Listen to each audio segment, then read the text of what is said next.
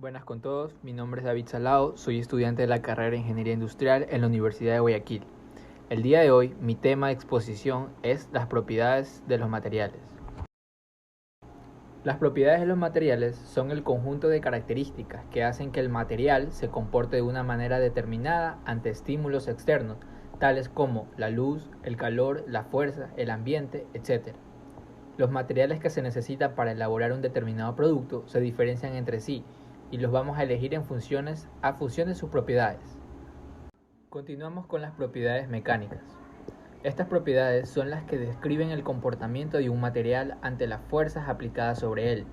Por eso, son especialmente importantes al momento de elegir un material del que se debe estar construido un determinado objeto.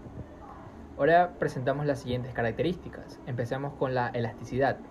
Esta elasticidad es la capacidad que tienen algunos materiales para recuperar su forma, una vez que ha desaparecido la fuerza que los deformaba.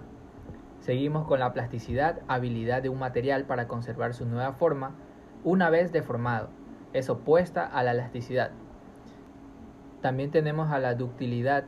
Es la capacidad que tiene un material para estirarse en hilos, por ejemplo el plomo, el cobre, el oro, el aluminio, etc. Continuamos con la maleabilidad, aptitud de un material para extenderse en láminas sin romperse, por ejemplo el aluminio. También tenemos a la dureza, oposición que ofrece un cuerpo a dejarse rayar o penetrar por otro, lo que es igual a la resistencia del desgaste. También tenemos fragilidad, que es opuesta a la resiliencia. Continuamos con la tenacidad, que es la resistencia que opone el cuerpo a su rotura cuando éste está sometido a esfuerzos lentos de deformación. Tenemos fatiga, que es la deformación de un material sometido a cargas variables, inferiores a la rotura, cuando actúan en cierto tiempo o número de veces determinado. También tenemos a la maquinabilidad, que es la facilidad que tiene un cuerpo a dejarse cortar por arranque de viruta. Continuamos con las propiedades físicas. Estas propiedades son las características cosméticas de un material y su respuesta a las sustancias químicas o a la radiación. Entre ellas se encuentra la densidad y la resistencia a la corrosión química y a la descomposición por rayos UV. También puede referirse a aspectos decorativos como el color y la textura de la superficie. Hablemos en torno a los plásticos. Las propiedades físicas de los plásticos son muy variables. Los uretanos, por ejemplo, pueden ser mala elección para entornos húmedos, mientras que los plásticos impresos en 3D producidos por estereolitografía se vuelven quebradizos cuando se exponen a la luz ultravioleta. En cambio, para los metales, igualmente, los metales varían en función a su tolerancia a la exposición química. Entre los metales, el acero inoxidable será una opción obvia para entornos potencialmente corrosivos, pero se quedará en corto en otras áreas como la transferencia de calor. Las propiedades físicas también cuentan con características. Empecemos por la densidad. Es la relación existente entre la masa de una determinada cantidad de material y el volumen que ésta ocupa. Su unidad en el sistema internacional es kilogramos sobre metro cúbico. Continuamos con el peso específico. Es la relación existente entre el peso de una determinada cantidad de material y el volumen que éste ocupa. Su unidad es newton sobre metro cúbico. Ahora vamos con la resistencia eléctrica. Todas las sustancias ofrecen un mayor o menor grado de oposición a la corriente eléctrica.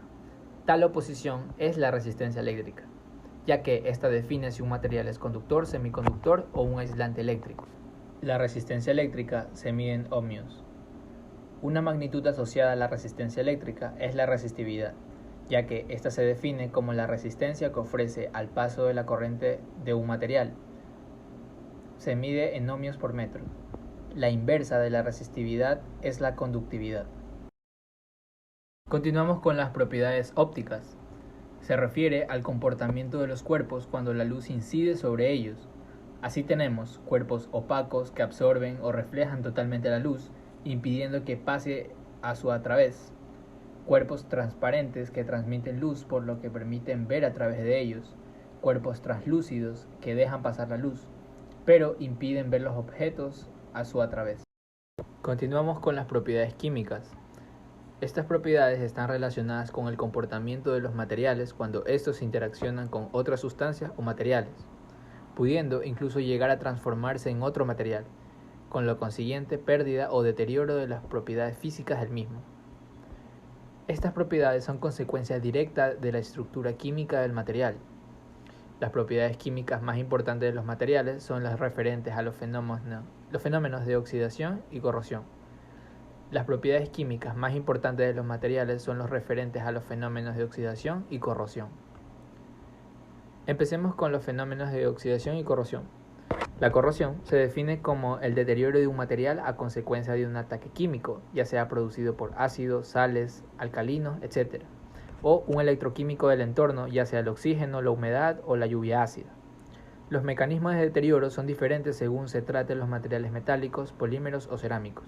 En los metálicos, el mecanismo de deterioro es la oxidación. La oxidación se define como el proceso mediante el cual un átomo pierde electrones en un principio. El término oxidación se utiliza para referirse a las combinaciones del oxígeno con otros elementos. Por ejemplo, en presencia del oxígeno el hierro se enmohece, se oxida, y el carbón arde. En caso del hierro, el oxígeno se combina lentamente con el hierro formando el óxido ferroso. Continuamos con las propiedades térmicas.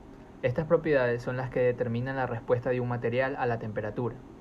Por ejemplo, para los plásticos, la respuesta térmica puede ser un factor determinante en la elección de estos. Aunque la silicona es ideal para los utensilios de cocina, muchos plásticos pueden dañarse por el calor de un coche cerrado en un día de verano. En el caso de los metales, aunque estos toleran normalmente temperaturas más altas que muchos plásticos, una superaleación de cromo-níquel como el Inconel puede tolerar temperaturas de hasta 700 grados centígrados, lo que lo hace adecuado para piezas de motores de cohetes. En aplicaciones menos exigentes, el aluminio puede ser el material idóneo para disipar el calor, mientras que el acero inoxidable no lo sería. En la dilatación térmica, la mayoría de los materiales aumentan de tamaño, se dilatan, al aumentar la temperatura. La magnitud que define el grado de dilatación de un cuerpo es el coeficiente de dilatación, que nos da la idea del cambio relativo de longitud o volumen que se produce cuando se cambia de temperatura del material. Continuamos con el calor específico, también denominado C. Se define como la cantidad de calor que necesita la unidad de masa para elevar su temperatura de grado.